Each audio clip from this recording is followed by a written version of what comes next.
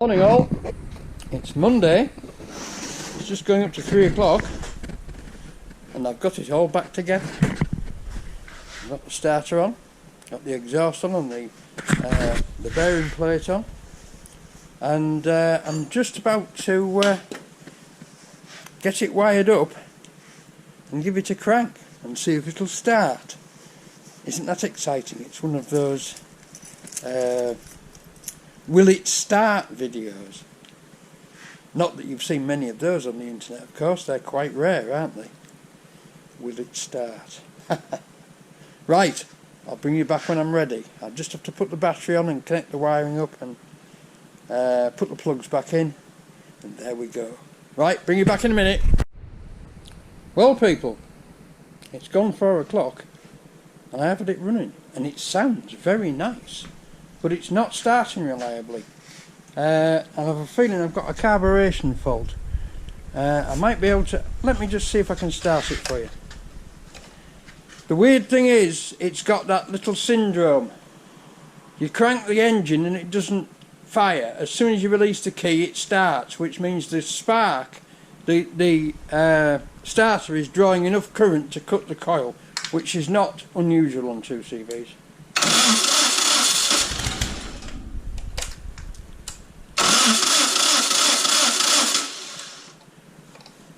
Let's just give it a bit of fuel.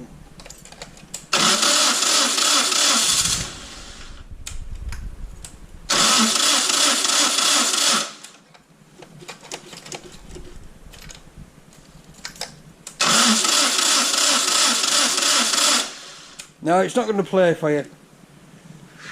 I'm pretty convinced there's something wrong with the pilot jet system in the carburetor. I've just had some wire down all the drillings and I've got a bit of muck out and I've blown through it and now it's starting to fire. But I need more reliable, I need my battery charger engine starter. This Lidl's battery charger is alright for what it is, but pretty useless at doing anything else. So I've got to do that. So I'm going to pop up to Keith's now because I've got another job tomorrow to start son's car, stepson's car. His battery's gone as well, so there you are, it's winter. So I'm wrapping it up for today folks, and I'll bring you back tomorrow. What time is it? Better get a move on, haven't I? 16:44, yeah, it's quite a few minutes to 5. Right, I'm going to wrap it up for today. I'm going to put this battery back on charge and then I'm going to pop up to Keith's and get my starter charger and we'll use that tomorrow and hope we can get it going. Also, I don't quite like the sound of the starter mesh on the flywheel. It should be exactly the same as it was, but I might just, it doesn't appear to be bottoming out anywhere. I might just put some grease on the ring gear. Alright, bye now. Good afternoon people, Tuesday. And I bet you were all screaming at the screen yesterday. The ignition switch is faulty, the ignition switch is faulty. And it's a strong possibility that it is. The fact that the switch is cutting the ignition when it's in the crank position. It's also a possibility that the coil is failing to provide a spark because of the heavy draw on cranking. These coils are known to be a little bit of a weak point on 2CVs, as I've said before. But this morning I was going to fit a new ignition switch because I got an ignition switch out for something and found a key for it and put it all back together. And I've put it somewhere and I can't bloody find it, wouldn't you know it. So I'm going to carry on, stick a battery on and do some more testing and see if I can't get the bloody thing running. But it's almost there now, it's running, but I'm getting the same symptom again. It's starting on the pilot jet, but the primary choke of the carburetor is not working. It's not supplying any fuel. So when I open the throttle, it cuts. There's also something weird I've noticed on the carburetor. Let me just take this off. I'll show you. Well, I can't show you directly, but I'll I will demonstrate. Here in the pilot jet, I've been looking at replacement top gaskets for the carburetor because this one is actually broken, but it's still sealing, it's not a problem, right? Here on the replacement gasket there is an oval hole which covers 2 holes in the carburetor. Mine only has a round hole, right? So I'm now going to take the other side out so that both holes are exposed, like is on the replacement gaskets, and see if that makes any difference.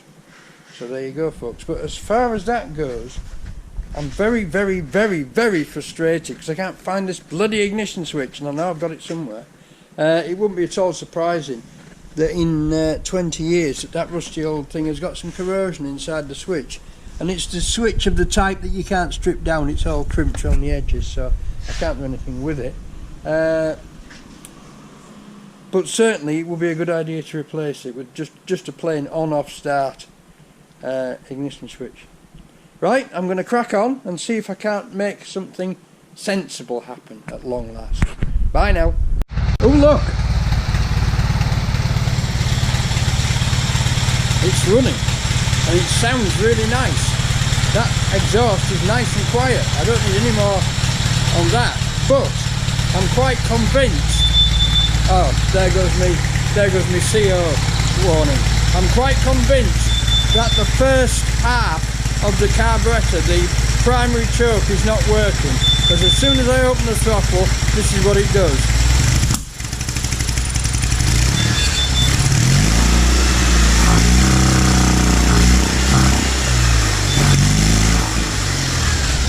So there you go. Anyway, she's running and she's sounding better by the minute. So there you go, folks. Right, I'll have to shut down now because I've got my alarm going off. Bye now. Well, there it is, folks. I've slowed the tick over down a bit. I hope you can hear me. I've slowed the tick over down a bit. Very difficult on these carburetors because they're preset emission style carburetors and everything's sealed. It could do with ticking over a bit slower, to be honest, but we've still got this problem that when you open the throttle it cuts and does that.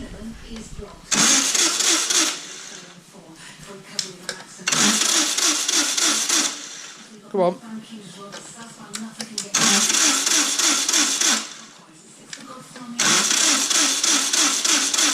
It's not going to start again now, bugger. That's because this battery's knackered, I'm pretty sure. As soon as you put the starter on it, it starts straight away. So there you go. So we've advanced to tech level, I suppose, of a fashion, and I've got the engine oil hot enough now to change the oil and filter. So that's what I'm going to do. So I'll bring you back when I've done it. Bye now. Good afternoon, people. Wednesday afternoon, the starter's off again. Listening to the note it was making, it was a bit jangly, as though the meshing was too hard. When I looked at it, I realised that the teeth on the flywheel are a lot deeper than the teeth on the starter itself. And so I took the starter off and checked it, and it has indeed been bottoming out in the starter. Right, so what I've done is I've just put a shim in there, taken that off and put a shim in, which is about, altogether it'll be less than a mil. It'll be about 0.6, 0.75 of a mil. In fact, I can tell you because I can just stick a pair of calipers across. But you can probably see it if I just show you that. Can you see that, where it's been coming to the, it's been getting right to the bottom of that tooth, which was probably making it harder for the starter to turn the engine and thus dropping the current enough to cut the ignition coil out. I know those ignition coils are a bit doubtful, but if you remember, especially on Fords and sometimes I think on Vauxhalls as well, you used to see that on your ignition, I'm talking about back in the day now, when cars had ignition coils and points and things like that, you used to see a little resistor on the ignition coil. And the reason for that resistor on the ignition coil was the coil was actually a 9-volt coil. And what happened was when you hit the starter, on the car, when you turn the car into the start position, a little switch would close on the back of the starter, and it would feed full battery voltage direct to the coil, bypassing the resistor, right? And this would boost the spark for the initial startup. When you released the key and the solenoid dropped out, the resistor would then, the coil would then be fed from the ignition switch through the resistor, and would therefore function as a 12-volt coil. And it did ease cold starting in the days when we had problems cold starting in winter, etc, etc. So there you go, you've learned something.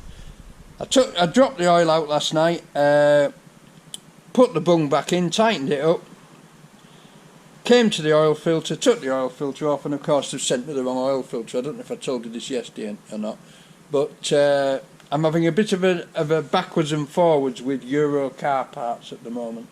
They had a special offer on, and I ordered 3 2CV oil filters, sent them the money, only one arrived, right? And this filter that arrived, I now found out, is the wrong filter anyway. So at the moment I'm out about £9, and I've got no oil filter. So I've ordered one from my local motor count shop, and that'll be here tomorrow morning. So I can then fit the new filter, refill it with oil, and get it going again. See if we can sort this carburetor. In the meantime, I've put myself a little note on the dashboard just to remind myself, so that I don't do anything stupid. Right, I'm going to crack on and get this starter refitted, and I'll bring you back if I do anything else today. But I suppose I could do a bit. I could start looking at this cowl for the top, because it's more or less, once it's running properly, it's more or less finished. I have to do some rust removal and paint. In fact, I've got to strip that deck and rebuild it, but that is not a particularly big job, and I'll be needle gunning it off and giving it a coat of red lead and lubing all the bearings up and everything, and lubing all the wheels up. But pretty much that's it. I've just this cowl to do, and that's pretty much it. Thank the Lord for that, eh? Let's hope it proves to be good and reliable. It always was before. I'm going to have to go deep into this carburetor because there's something wrong. The primary choke is still not working. The pilot jet's working. The primary choke's not working. The secondary choke is working. If you crack the throttle wide open and blip it a couple of times, it goes onto the secondary choke and runs. But if you open it gently from the tick over position, it cuts straight away. As soon as it comes off the primary jet, it cuts. So if anybody knows out there knows a great deal about 2CV carburetors, and let's face it, I bloody should, because I ran them for years, let me know. It's a bit of an odd carburetor actually. It's a 2618, it's a Solex 2618, and my 2CV manual, which covers Amy, 2CV and Diane, doesn't have that carburetor in it. Wouldn't you know it? It's got very similar carburetors, but not that particular one. So I'm going to crack on, get this starter back on, and then I shall have a look at that. See you later, peeps. Bye now. Well, folks, I've showed you this before, but I just thought I'd go through it in a bit more detail. When you put your vices on the bench, put them all in a straight line, so that the jaws, the fixed jaw at the back, is in a straight line all down the bench. Then you can use a long length of angle iron, or 2 long lengths of angle iron, and you can just nip a piece of steel in it like that and fold it over 90 degrees. It works really well. I'm just folding up a heat shield to go on this pipe here, fixed on those two. It'll go out to there, it'll come back to here, it'll pick up the cooling air coming out of this vent here and direct it that way, because I don't want these cables and wires and pipes etc to get bombed. So that's what I'm doing at the moment. I've got the starter back on. I haven't tried it yet because I've got no oil in the engine. I'm not going to try it till tomorrow, but I'm pretty sure that will have cured it. I've been doing some tie wrapping. I've rerouted that starter cable through there to get it away from the exhaust pipe. That's all out the way now, that's fine. That starter cable's actually inside another rubber tube, so that's well protected. I've got to do something with these. I might reroute that way as well. I might reroute that through there as well, just take that tape off and reconnect it there, and that one's probably tie wrapping up to there as well. That way we move everything away from the heat of the exhaust. They still get, I mean, this stuff does help, but it still gets bloody hot. Yeah, I think I'll put that and I'll untape that and reconnect it under there, so that gets that out of the way as well. Right chaps, there we go. Bendy. Catch you later, bye now. Nice heat shield. Now that will get all the cooling air coming out of the duct from around the cylinder there. We'll blow it straight up into there and straight out there, which will keep this side cool, protect the battery from the heat. And now of course I have to make one for this side, don't I? Because that will keep it nice and cool under the bonnet, get the heat out of the thing. So, dead simple job. Piece of aluminium, fold round the corners off, turn that clamp round, tap with a hammer to mark the bolt holes, drill 2 holes, job done. So I'm going to do that, but before that I was going to do another job. What was it? Oh, carburetor. I was going to have a look at the carburetor and see if I can make any sense of it. Just read all the guff again and make sure that the lifts up, isn't that nice?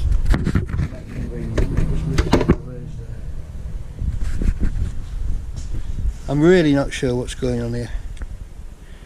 This side is very reluctant to work, this side working perfectly, so it runs on the pilot, and then when you try and open the throttle slowly it cuts, but if you open the throttle quickly it goes straight into the secondary and runs on that one. So it looks like there's a passageway blocked. I've said all this before, and I'm going to have to just get stuck in and do it, so I think I'll have a crack at that next. Right, bring you back if I get anything else done. Yeah folks, 4:45, and we have 2 heat shields. You can probably see better at this side that the output from the cylinders will blow straight into there and blow straight out the side there, which will keep the exhaust cool and also tend to keep it cool under the bonnet as well. So, pleased with that. Neatened up the wiring. Pick up the oil filter in the morning, come down and put it on and start it up again. And tonight I've got all the details off this carburetor, and tonight I'm going to go and do some research and see if I can't find a manual for it, because I haven't got one.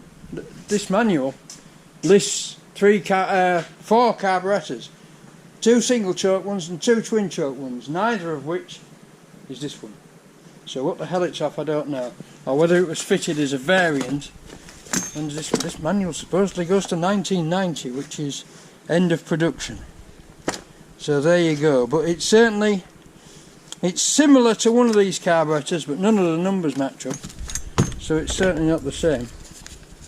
This is what I've got, is a Solex 2618 18D6924 or B12S GDG. So tonight I'm going to do some research on that. Right, for today that is it, because I have to go and get some eggs. But I think you'll agree, not a bad day. Batteries fully charged, starter motor mesh slightly reduced, and cables routed and tie wrapped, and it's looking like a finished item. So what have I got left to do? I have to do the belt and the drive lever for the grass deck, and I have to finish sorting the bonnet out. And that looks like it's about it. And of course, get the bloody carburetor working properly. But I'm sure that will come with time. I'm sure that will come. That goes on there. That one's a tie wrap on it. Right, there we go folks. Bye for now. I'll see you tomorrow for Thursday's fun and games. Right folks, Thursday update. It's about 3 o'clock. Modified heat shields. I've put 2 clamps on them, but I've taken the original clamps off and I've put larger clamps on with a roll of fibre heatproof tape around the exhaust, so that the so much heat doesn't get to the clamp, so the clamp should stay cooler, and therefore this will stay cooler, and we've got the air draft from underneath blowing out this way, so that should keep this lot cool. I've covered this in the heatproof fibre tape as well, where it passes over that, because we don't want it to catch fire, not after all this trouble. I finished rejigging the starter yesterday, so I think we're about ready to put the battery back on it and see what she sounds like. But then I'll have to see if I can sort this carburettor out. So I'll put the battery back on and I'll bring you back. Okay, bye for now. Cheers folks. Running again.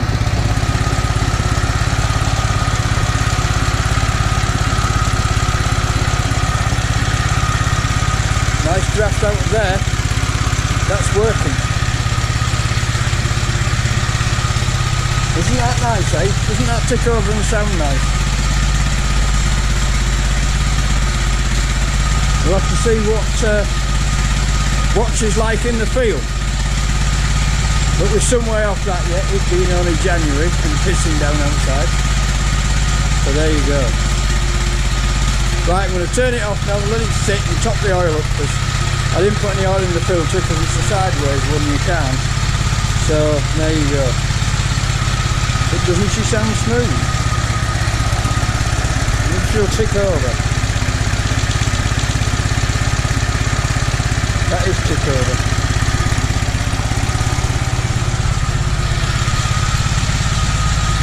So there we go. That carburettor appears to have improved a bit.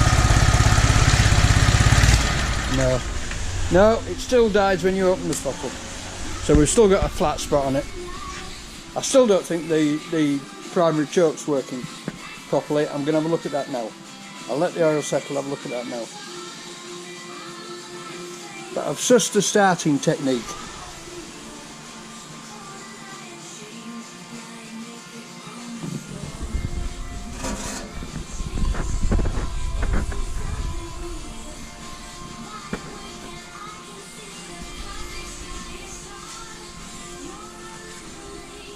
What we got up there?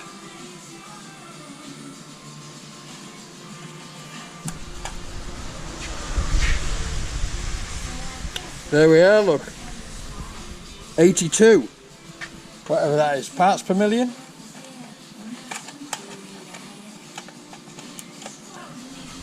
Parts per million, perhaps? Who knows? Right, onward. Bye now. Right, folks, Thursday, it's gone 4:45, so it's time to pack up. I've just got the... I'm just working on the final fixing the battery mount, and I've got the cutout box mounted there. There's 2 blocks of wood that fit in there that the battery sits on, and I've taken the switch out, which was on this lever here, which is no longer going to be used, and I've taken the lever out for now, although we could maybe use that as a pivot point, but I'm not sure yet. So that's done. That's the switch which stops it starting when the grass box is in gear, so I'll need to reuse that so that it can't be started when the grass box is in gear. But that's about it for the wiring. It's all in, that's in. I've shortened this lead down so that it fits properly, put that wire onto there, put that wire straight into there, so we're about done. And as you saw, she started very well. So it's all back tomorrow. I think tomorrow I'll get the battery back on, get the long bolts in for the battery, get the battery back on properly, and then I'm going to have a look at this carburetor, see if we can't make it run smoothly. I've got the art of starting it though. You give it 4 or 5 swift pumps with that, turn the key and it starts straight away. So you just prime it with virtually just prime it with the accelerator pump. But the accelerator pump's working fine, but for some reason the primary choke isn't. Right folks, that's Thursday done. I'll catch you all tomorrow. Bye now. Good afternoon folks, it's Friday, 3 o'clock, and I've got it more or less buttoned up again. I've got all the neatening and tidying up done, all the shielding done, battery bolts back in and on. I've even put an audible warning on for the dashboard, for the ignition.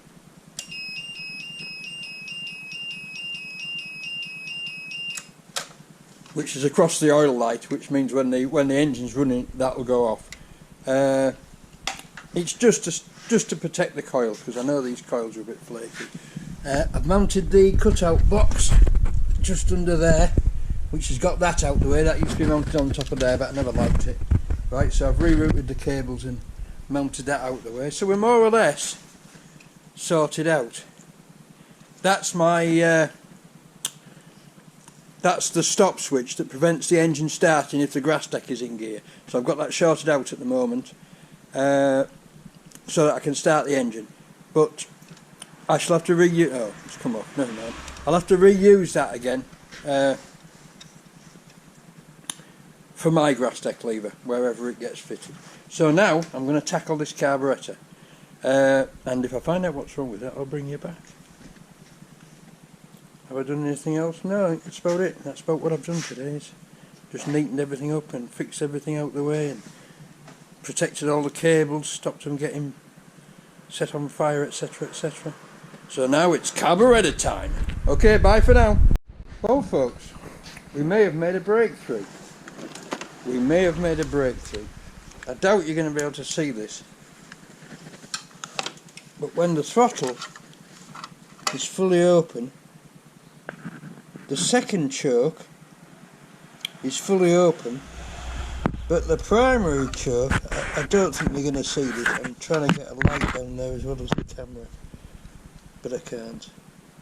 The primary choke is only a quarter open, so there's something wrong with the bloody linkage on the carburetor, because the secondary choke should only start opening when the primary choke's about 3/4 open, and they're linked so that they open progressively. So there's no other thing to do than take the bloody carburetor body off again and have a really good look at it, which is a sod, because that nut down there is a real pig to get off. But there you go, it's my own fault,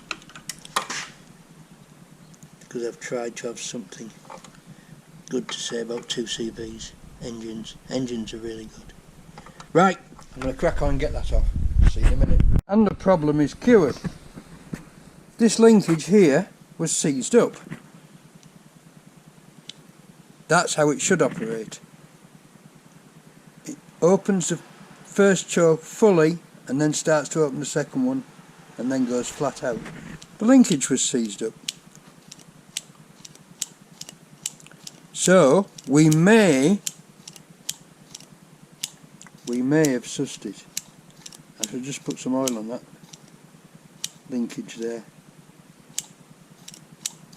We may have sussed it. Let's hope so. I'll get it oiled up and working properly and get it back on. See if I can get it back on before 5 o'clock and we'll have a run out of it, I hope. Bye now. Curiouser and curiouser folks, there's petrol under this gasket here. If you press on it, you can see the petrol coming out there, which indicates to me that this is leaking.